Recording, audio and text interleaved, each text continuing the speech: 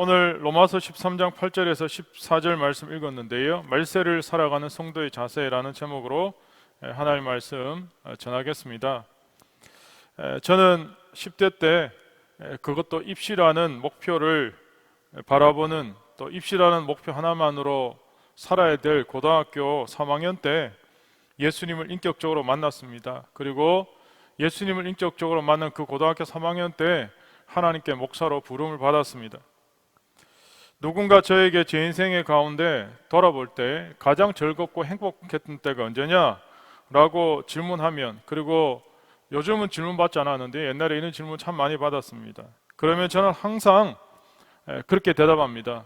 제 인생 가운데 가장 즐거웠던 시간, 가장 재미있었던 시간, 가장 의미 있었던 시간 바로 두 번 있었는데, 첫 번째는 고등학교 3학년 때였고 두 번째는 군대에 있었을 때다라고 주저없이 이야기합니다.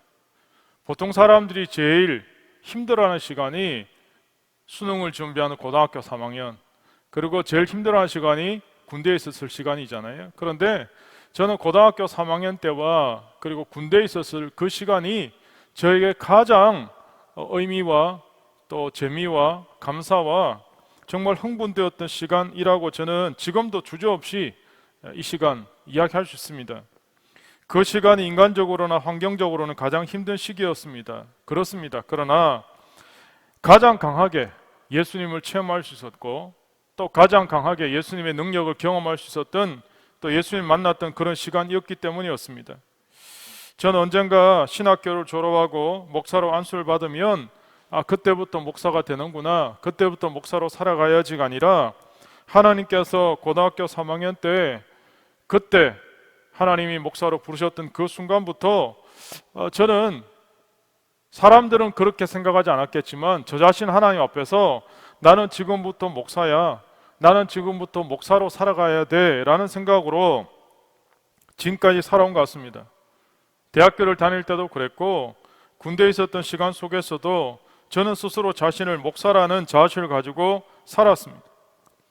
그때부터 저는 제 안에 정말 사람이라면 인생을 살면서 갖고 있어야 될 가장 큰 자산은 두 가지다 라는 생각을 품게 되었어요. 첫 번째는 꿈입니다. 꿈. 인간이 일평생 갖고 있어야 될 가장 큰 자산 중에 하나는 꿈이라는 꿈. 두 번째는 열정이라는 거예요. 열정. 오늘 한 인간이 인생 전체를 살아갈 때 인생이란 이 바퀴를 굴러가게 만드는 활력소가 되는, 연료가 되는 중요한 두 가지 추진력은 바로 꿈과 열정이라는 거죠. 꿈과 열정. 오늘 정말 인생을 성공적으로 마무리하신 분들, 또 지금도 인생을 아름답게 사시는 분들을 보면, 제가 그런 분들 다 연구하고 다 본 건 아니지만 제 나름대로 분석했을 때 이 두 가지가 있더라고요. 두 가지. 꿈이 있고요, 열정이 있다. 열정이. 특별히 저는 유독 처음 제가 예수님 믿었을 때부터 젊은 사람들에게, 그렇다고 오늘 또 예배 참석하신 분 중에 또 나이 드신 분들 상처받지 말기 바랍니다. 젊은 분들 보면 늘 마음이 짠한 부분이 있었어요. 제가 10대 때 예수님 믿었고, 그리고 대학교 때 또 청년 시절에 열심히 그렇게 하나님을 섬기고 또 강하게 경험해서 그런지 몰라도 유독 젊은 세대를 보면 뭔가 마음에 부담이 왔었어요. 부담이. 그래서 저는 청년들에 대한 부담이 있구나. 그래서 일평생 청년들 가슴에 품고 기도해야 되겠구나. 그리고 청년들을 위해서 늘 비전과 또 꿈을 전하고 또 열정을 그렇게 좀 전달하는 방법이 없을까? 늘 그렇게 살아왔던 것 같습니다. 지금도 청년들 만나면 가슴이 뜁니다. 흥분됩니다. 어떻게 하면 저 친구들한테 꿈을 전할 수 있을까? 하나님 나라 의미를 전할 수 있을까? 그런 생각을 늘 합니다. 그래서 저는 그때부터 청년들을 생각하면, 그리고 청년부를 위해서 기도하면 늘 꿈을 가집니다. 특별히 어떤 꿈을 가지냐면 갈매기 조나단처럼 하늘을 홀홀 나는 그런 꿈을 가지게 되었습니다. 그런데 오늘 그 꿈이 저 혼자만의 꿈이 아니고 궁극적으로 그 꿈은 오늘 예배하는 모든 하나님의 사람들이 다 같은 열정으로 하나님께 헌신하는 새벽일서 같은 사람으로 살게 되기를 소망하는 그런 꿈입니다. 여러분, 백조가 자신이 백조인 줄 몰랐잖아요. 미운 오리 새끼가 자기는 오리인 줄 알았거든요. 그래서 백조인데도 그 오리들 틈에 숨어서 좀 뭔가 좀 다른 것 같은데, 그죠? 생긴 건 좀 다르게 생긴 것 같은데, 근데 다 그냥 너는 잘못 태어난 못생긴 오리야. 그러니까 자기는 오리인 줄 알고 그 오리들 틈에 섞여서 걷는 것도 오리처럼 걷고 먹는 것도 오리가 먹는 거 그냥 벌레 잡아먹고 그렇게 살았어요. 자기가 백조인 줄 모르고. 그러다 어느 날 자기가 백조인 줄 아는 거예요. 하늘을 나는 순간, 창공을 나는 순간, 백조로 바뀌는 순간, 아, 나는 미운 오리 새끼가 아니구나, 백조구나. 여러분, 오늘 우리가 마찬가지입니다. 오늘 예배 참석한 여러분은 하나님 나라의 백성입니다. 하나님 나라의 백조입니다. 그런데 자신을 미운 오리 새끼라고 인식하고 땅만 쳐다보고 산다는 거예요. 이게요, 가장 오늘 이 시대 청년들을 바라볼 때, 특별히 하나님의 사람으로 이 시대를 살아가는 그냥 무늬만 교회 다니는 청년들 볼 때 목사인 저로서 가장 답답하고 안타까운 마음입니다. 특별히 오늘 예배 참석하는 우리 남대문교회 청년들을 향해서 저는 꿈을 꿉니다. 이 청년들이 앞으로 하늘을 비상이 나는 그런 하나님의 사람으로 쓰임받도록 그림도 그리고 기도합니다. 사실 제 개인적으로 계속해서 환경적으로 여러 가지 저를 괴롭히는 요소들이 항상 도사리고 있습니다.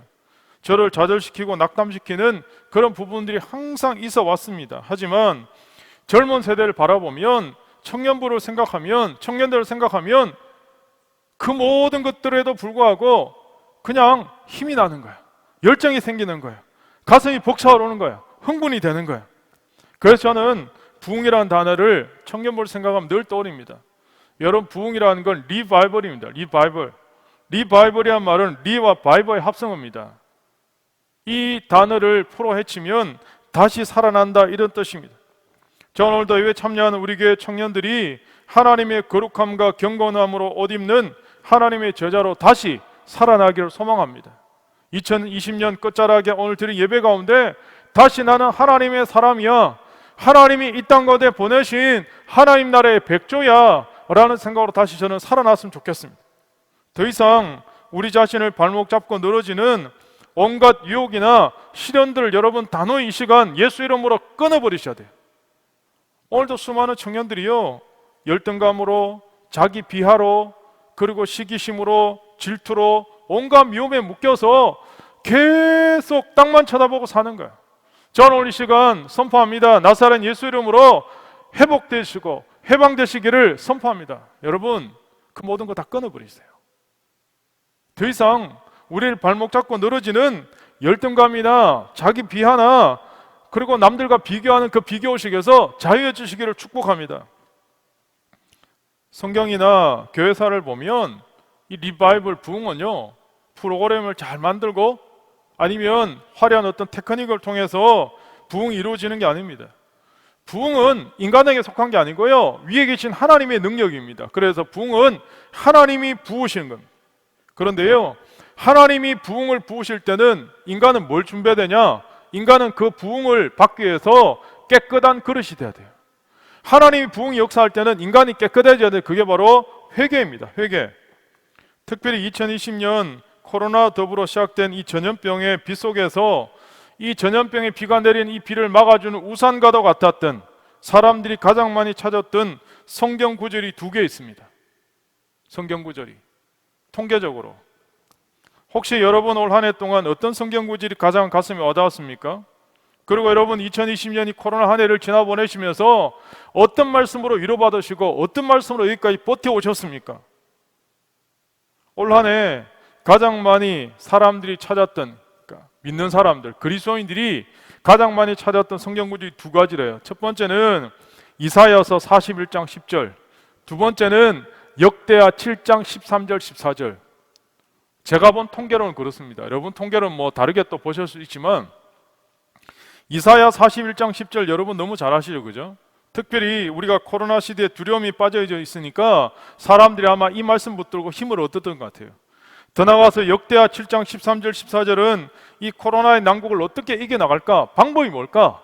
성경 속에서 해답을 찾자 하고 찾아보니까 시대가 흘러도 하나님이시는 모든 세상의 문제들 이길 수 있는 방법, 그건 바로 하나님께로 돌아가는 거예요. 하나님께로 회개하고 돌이키면 하나님이 하늘문을 여시고 살려주셔. 그게 바로 역대하 7장 13절 14절이거든요. 이사야 41장 10절은 이렇죠. 두려워하지 말라, 내가 너와 함께함이라. 놀라지 말라, 나는 내 하나님이 됨이라. 내가 너를 굳세게 하리라. 참으로 너를 도와주리라. 참으로 나의 의로운 오른손으로 너를 붙들리라. 여러분, 오늘 2020년 마지막 주일 이사야 41장 10절로 여러분을 축복합니다. 여러분, 이 말씀이 여러분 붙드시기를 축복합니다. 더 나아가서 역대하 7장 13절 14절입니다. 혹 내가 하늘을 닫고 비를 내리지 않거나, 혹 메뚜기들이 토산을 먹게 하거나, 혹 전염병이 내 백성 가운데 유행하게 할 때 내 이름으로 일컫는 내 백성이 그들의 악한 길에서 떠나 스스로 낮추고 기도하여 내 얼굴을 찾으면 내가 하늘에서 듣고 그들의 죄를 사하고 그들의 땅을 고칠지라. 오늘 2020년 이 마지막 주일 역대하 7장 13절 14절 말씀 붙들고, 하나님, 이 땅을 좀 고쳐 주옵소서. 이 전염병이 사라지게 해 주옵소서. 우리가 하나님 앞에 회개하고 나가는 그런 이 시간 되었으면 좋겠습니다. 제가 어제 큐티 묵상 늦은 밤에 올린 내용 중에 있는데요, 제가 어느 새벽에 하나님 앞에 기도하다가 깜짝 놀란 적이 있습니다. 그때도 저는 하나님 앞에 어떻게 기도했냐면, 하나님의 때가 언제입니까? 언제까지 제가 하나님을 기다려야 됩니까? 하나님 좀 역사해 주세요. 하나님 좀 응답해 주세요. 왜 자꾸 저를 기다리게 만드십니까? 그렇게 막 하소연하고 기도했거든요. 근데 하나님이 제 마음 가운데 어떤 응답을 주셨냐면, 야, 나도 지금 너를 기다리고 있어. 저는 그때까지 제가 하나님을 기다린다고 생각했거든요. 근데 그게 아니고 하나님이 나를 기다리고 계셨다는 거예요. 제가 그때요, 진짜 망치로 한 대 맞은 것처럼 충격을 받았어요. 충격을. 하나님이 내가 하나님 앞에 더 성숙해지기를, 변화되기를, 하나님께 가까이 오기를 기다리고 계셨다는 거죠. 오늘 그런 의미에서 하나님 앞에 성숙되는 방법, 하나님께 가까이 가는 방법이 뭡니까? 죄인된 우리가 하나님께 가까이 가는 방법은 바로 회개입니다. 회개. 근데 여러분, 그 회개는 나의 죄 때문에 회개하는 것을 넘어서 이웃의 죄, 다른 사람의 죄, 이민족의 죄, 내 가장 가까이 있는 형제와 가족과 아직까지 하나님께로 돌아오지 못한 그 사람들의 죄까지 회개하는 것을 말하는 겁니다. 하나님은요, 하나님을 알지 못하는 백성이 하나님을 찾고 구하는 것을 원하는 게 아닙니다. 오늘 역대하 7장 13절 14절에 하나님 말씀하시는 건 내 백성이, 그렇게 말해요. 내 백성이. 여러분, 하나님 모르는 사람들이 어떻게 하나님을 찾겠어요? 회개하겠어요? 회개 못하죠. 하나님 요구하시는 건 오늘 저와 여러분이, 예배 가운데 있는 우리들이 하나님의 얼굴을 겸손히 구하고 찾는 걸 요구하시는 거예요. 우린 지금 우리가 살고 있는 이 시대가, 이 세상이, 이 땅이 도덕적으로, 윤리적으로 너무 부패해 있다. 가치관은 무너져 있고 심지어 영적으로 너무 어두워져 있다. 여러분, 그거 다 실감하고 있지 않습니까? 심지어 정신적인 황폐화 현상 때문에 수많은 다음 세대 젊은이들이 두려움으로, 자아상실로, 그러다 보니까 이상한 데, 허망한 사상, 이상한 이단, 그리고 이상한 사상에 빠져서 오늘도 계속 헤매고 있는 거예요. 이러한 시대에 하나님 믿는 우리 교회, 남대문교회 청년들이, 오늘 예배 가운데는 여러분들이 먼저 하나님 앞에 겸손히 엎드려야 될 것입니다. 우리가 하나님께 엎드려 회개하면 하나님 우리에게 비전의 옷을 입혀주실 겁니다. 2020년 이렇게 지나갔는데 다가올 2021년, 아니 앞으로 우리 인생의 5년, 10년 후는 어떻게 여러분 된다고 생각하십니까? 예상해 보셨습니까? 어떻게 맞이하시겠습니까? 오늘 그래서 우리는 준비해야 됩니다. 준비 없이 맞이한 사람에게는 두려움만 가중될 것입니다. 저는 분명히 선포하고 말씀드립니다. 오늘 이 시대의 소망은 바로 예수 그리스도이십니다. 더 나아가서 오늘 이 시대의 진정한 소망의 통로는 예수 그리스도를 구주로 믿는 오늘 예배 참석하신 여러분들이 바로 이 시대에 하나님이 남겨놓으신 그루터기이자 소망이라는 거예요.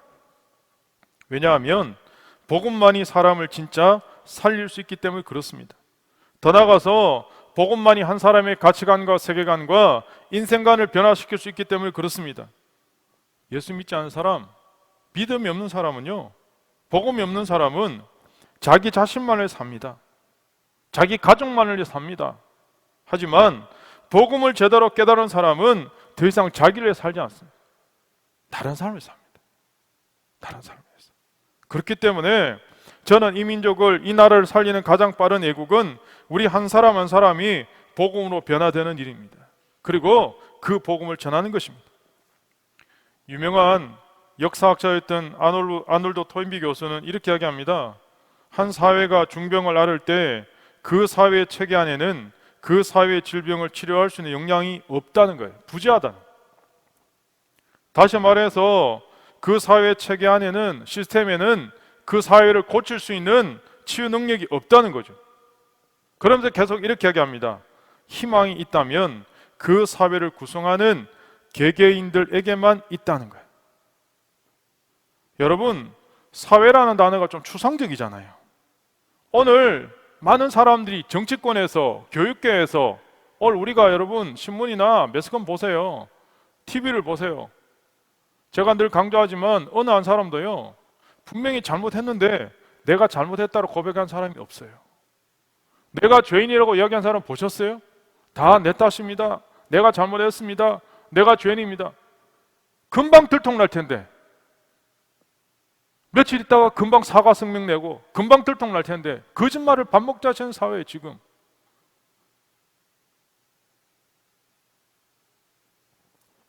진짜 안타깝죠. 그러니까 여러분, 이 사회에 바라볼 때 변화시키자 말로는 하는데 진짜 변화가 안 되는 거예요. 왜냐하면 이 사회 시스템으로는 치유의 능력이 없는 거죠. 그래서 진짜 사회를 변화시킬 수 있는 건 한 사람 한 사람 깨어있는 사람, 다시 말하면 이 사회에 대한 깊은 책임의식을 느끼고 우리가 변화되는 길만이 이 사회를 살리는 지름길이다. 내가 변화된다. 내가 변화되면 이 세상이 살아난다는 깊은 통감과 자의식을 느낀, 책임의식을 느끼는, 온몸으로 절감하는 용기 있는 한 사람 한 사람의 헌신과 결단을 통해서 진짜 이 사회가 바뀐다는 거예요. 그래서 토인비 교수는 이런 사람들을 창조적인 소수다, 이렇게, 창조적인 소수, 크리에이티브 마이너리티, 이렇게 이야기합니다. 그래서 어떤 사회가 정말 건강한 사회가 되려면 창조적인 소수가 많아져야 돼요. 저는 그런데 하나님께서 오늘 우리 교회 남녀문교회 청년들이, 예배 가운데 참석한 여러분들이 한국 사회 안에 하나님이 남겨놓으신 창조적인 소수의 의무를 감당하기를 원하신다는 거예요. 오늘 우리가 함께 읽었던 로마서 13장을 통해 말세를 살아가는 우리들이 어떻게 살아야 되는가 중요한 원리를 가르쳐주고 있습니다. 2020년 한 해를 살아오면서 또 한 해를 마무리하면서 마지막 어떤 말씀으로 마무리할까 하나님께 기도하고 고민하다가 중요한 이 말씀 붙들고 한 해를 마무리하면서 다음 한 해를 이어갈 때 이 두 가지 중요한 삶의 원리 붙들자 라고 하나님 주신 의미가 뭐냐? 첫 번째는 사랑하며 살아가기입니다. 사랑하며 살아가기. 인터넷 보신 여러분 저를 한번 따라해 보실래요? 사랑하며 살아가기. 한 번 더 해보시죠. 사랑하며 살아가기. 두 번째는 거룩한 백성으로 살아가기입니다. 한번 따라해 보시죠. 거룩한 백성으로 살아가기. 한 번 더 하시죠. 거룩한 백성으로 살아가기. 여러분, 우리가 이 마지막 때를 살면서 2020년을 마무리하면서 다음 해를 바라보면서 우리가 하나님 백성으로 살아가는 두 가지 자세는 뭐냐? 사랑하며 살아가기, 첫 번째. 두 번째는 거룩한 백성으로 살아가기입니다. 이 두 가지가 굉장히 중요하다는 거예요. 오늘 9절을 다시 보시면 이렇게 나오거든요. 하나님께서 여러 가지 계명들을 말씀하시는데 특별히 네 가지 계명을 이야기합니다. 간음하지 말라, 살인하지 말라, 도둑질하지 말라, 탐내지 말라. 10계명 중에 인간과 관계된 이 계명들을 쭉 열거하시거든요. 특별히 간음과 살인과 도둑질과 탐욕, 이 네 가지 죄를 지적하고 계세요. 그런데 이 네 가지 죄를 지적하시면서 이 모든 것들은 다 하나에 요약되어 있다는 거예요. 이웃을 사랑하지 않기 때문에 벌어진 일이란 거예요. 이웃을 사랑하는데 여러분 간음이 일어나겠습니까? 이웃을 사랑하는데 살인이 일어나겠습니까? 내 이웃을 내 몸처럼 사랑하는데 도둑질 하겠습니까? 내 이웃을 내 몸처럼 사랑하는데 이웃 것을 탐내겠습니까?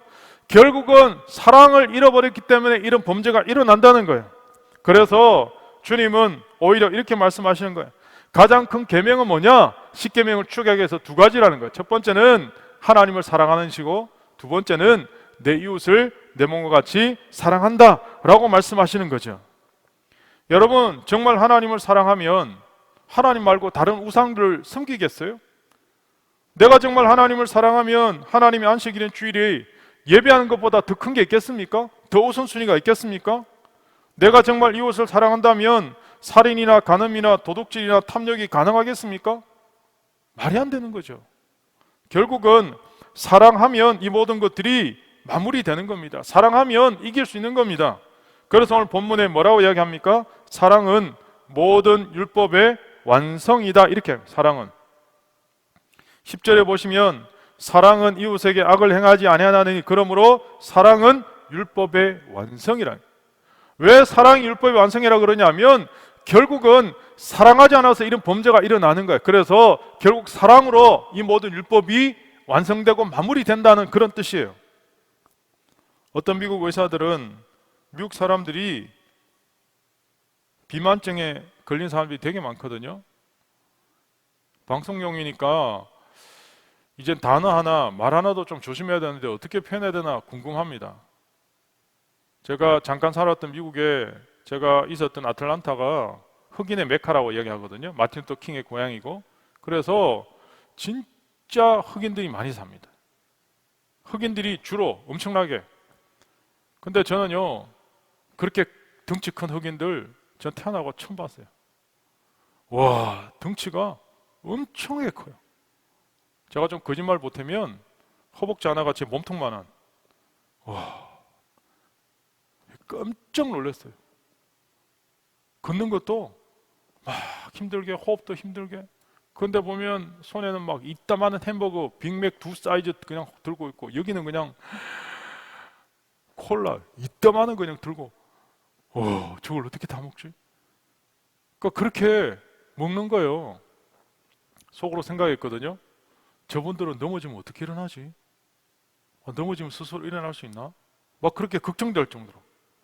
그런데 미국에 있는 의사들이 왜 그렇게 미국 사람들이 비만이 많은가 조사해 보니까 너무 영양 과다로 잘 먹어서, 운동이 부족해서, 뭐 그런 이유도 있겠지만 가장 큰 이유 중에 하나는 사랑이 결핍되어 있을 것 같아요. 사랑이 결핍되어 있어. 사람이 사랑을 못 받으면 항상 부족함을 느낀대요. 그 공허하고 허전한 마음 때문에 먹는 걸로 해결한다는 거죠. 속이 텅 비어 있으니까 계속 채우고.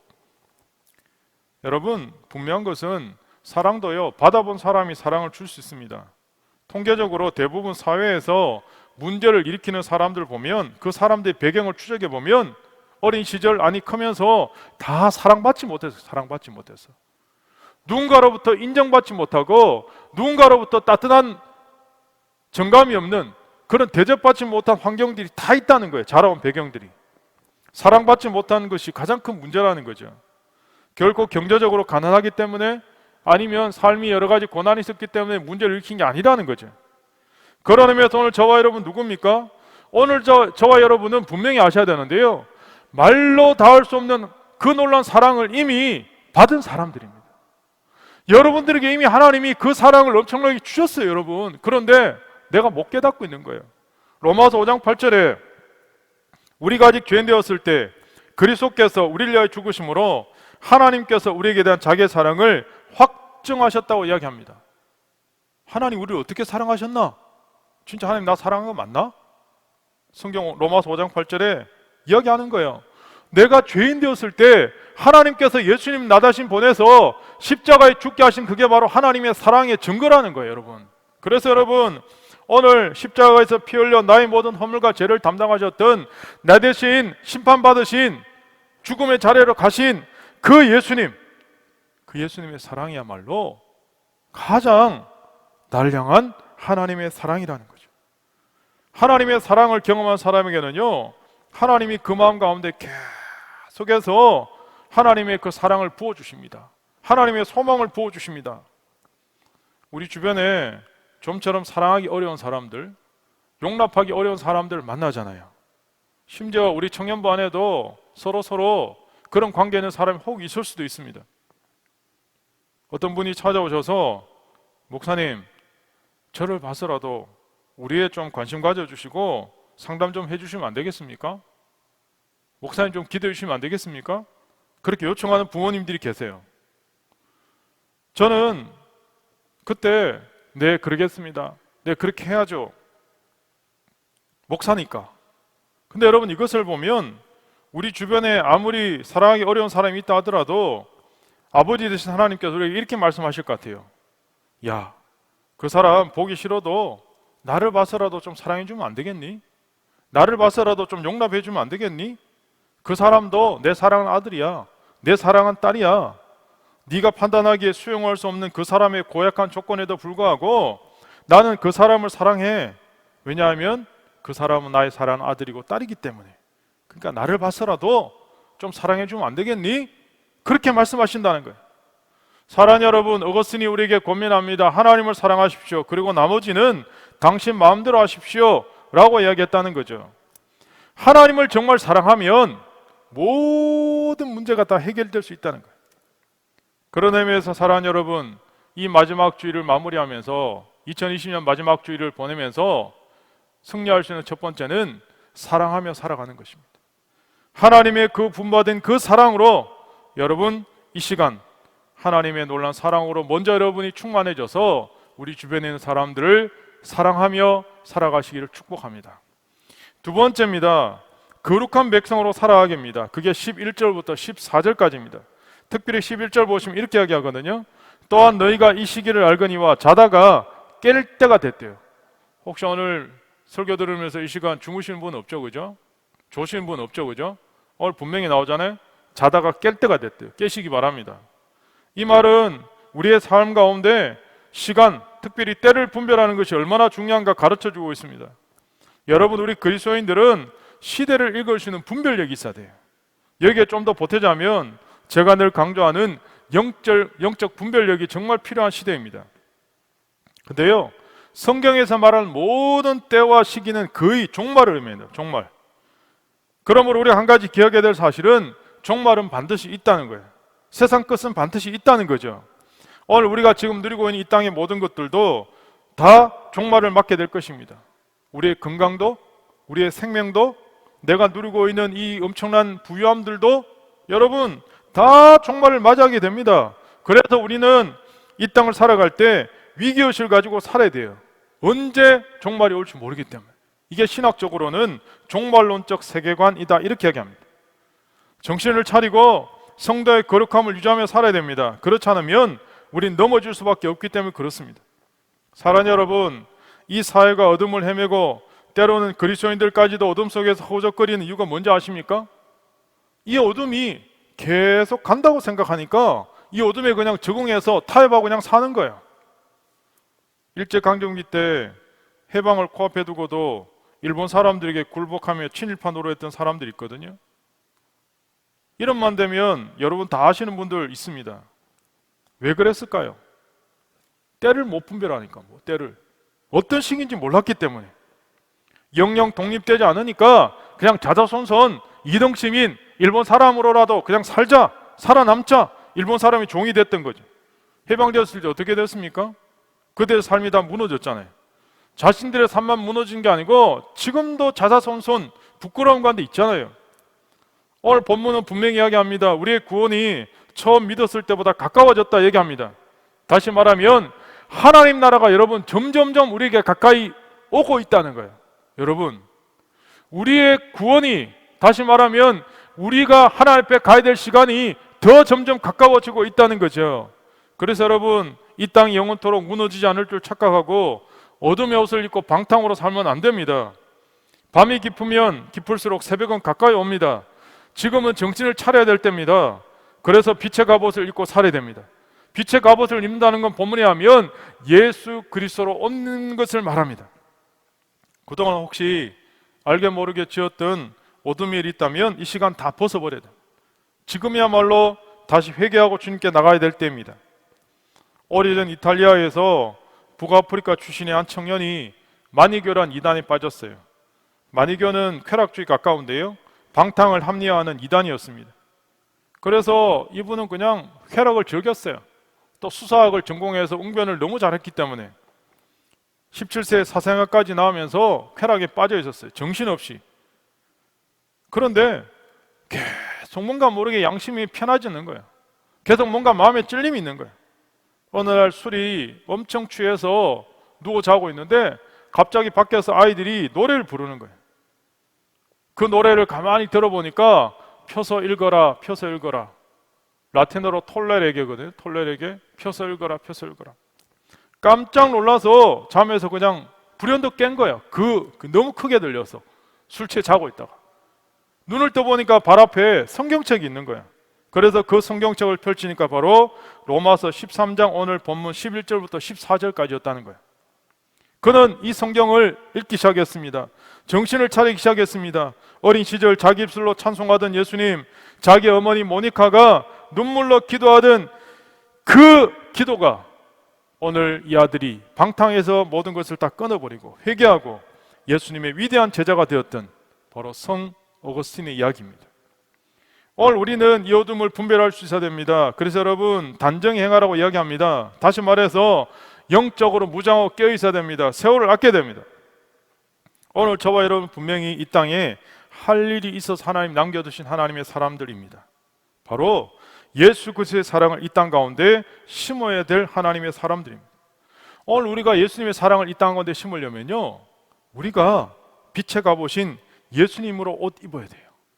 예수님으로 옷 입어야 이 땅 가운데 승리할 수 있는 겁니다. 오늘 저는 말세를 당한 우리가 두 가지 삶의 원리로 이 한 해를 마무리하자고 말씀드렸습니다. 첫 번째는 뭡니까? 사랑하며 살아가기입니다. 두 번째는 거룩한 하나님의 백성으로 살아가는 것입니다. 코로나가 누구의 말에 하면 지금 턱밑까지 차올랐다 이렇게 이야기하거든요. 코로나 위협이. 우리 턱밑까지 코로나가 차올랐어요. 그러니까 이게 지금 어떻게 할 수가 없어요. 그런데 우리는 이 시간 온라인으로라도 예배 가운데 참여하면서 하나님 말씀 붙들고 다시 정신을 차리고 하나님 주신 지혜의 자세로 이 시간들을 승리할 수 있기를 다시 한번 축복합니다. 제가요, 매일 성경을 통해서 말씀을 묵상하면서 제 개인적으로도 좀 큐티가 얼마나 중요한가, 목사인 저도 깨닫습니다. 매일매일 주시는 그 말씀이, 제가 아마 말씀을 그냥 읽었다면 편식하면서 제 읽고 싶은 부분을 읽었겠죠. 그러나 매일 성경 큐티는 그날 본문이 정해져 있고 이게 제가 정한 게 아니니까 그냥 그 순서에 따라 그냥 정해주는 따라 말씀을 읽는 거예요. 그런데 너무 감사하게도 그때그때 하나님 주시는 말씀이 있어요. 특별히 어제 토요일 저녁에 말씀 묵상하면서 마지막 베드로후서를 끝내는데 베드로서 3장 17절 18절 말씀, 이 말씀으로 오늘 설교를 마무리하려고 합니다. 제가 읽어드립니다. 그러므로 사랑하는 자들아, 너희가 이것을 미리 알았은즉 무법한 자들의 미혹에 이끌려 너희가 굳센데서 떨어질까 삼가라. 오직 우리 주 예수 곧 구주 예수 그리스도의 은혜와 그를 아는 지식에서 자라가라. 영광이 이제와 영원한 날까지 그에게 있을지어다. 제가요, 이 주일을 앞두고 이 말씀을 계속 읽고 묵상하고 또 영어로 보고 계속 혼자 묵상하다가 동사 두 개가 제 눈에 확 들어오는 거예요. 동사 두 개가. 첫 번째는 17절에 삼가라. 삼가라가 도대체 뭐지? 아무리 묵상해도 이해가 안 되는 거예요. 그래서 영어 성경을 보니까 take care. 두 번째 동사는 자라가라거든요. 그러니까 17절, 18절이 이 두 가지 동사에 다 걸려 있습니다. 첫 번째는 take care, 두 번째는 자라가라인데 grow입니다. grow, 자라가라. 제가요, 이 두 가지 단어에 꽂혀갖고 와, 이거구나. 2020년을 마무리하면서 여전히 코로나 끝나지 않았으니까 우리가 뭐예요? take care 해야 돼요. take care. 너무 기가 막힌 말씀이에요. 더 나가서 그렇다고 해서 우리가 가만히 있으면 안 되잖아요. 주님 안에서 계속 뭐 해야 돼요? 준비하고 연습하고 계속해서 하나님께서 우리를 쓰시도록 계속 우리가 준비되어 있어야 되잖아요. 그래서 grow예요. 자라가라. 우리는 지금도 계속 자라가는 거죠. 영적으로. 와, 이 두 단어가요, 제게 주신 감동이 너무 커요. 저는 오늘 설교를 마무리하면서 여러분, 아직 끝나지 않은 이 바이러스와의 싸움 속에서 우리가 2020년을 마무리하면서 2021년을 바라보면서 정신을 차리고 영적 분별을 가진 이 시대의 희망으로 살아가기를 바라는 여러분에게 이 두 가지, 테케어와 그로우, 이 두 가지 단어 붙으시고 이 마지막 주일 결단하시고 2021년에는 여러분 각자에게 주어진 사도행전 29장을 기록해 나가는 여러분들의 삶이 되시기를, 그리고 하나님께 쓰임받는 여러분 되시기를 예수 그리스도 이름으로 축복합니다. 같이 기도하시겠습니다.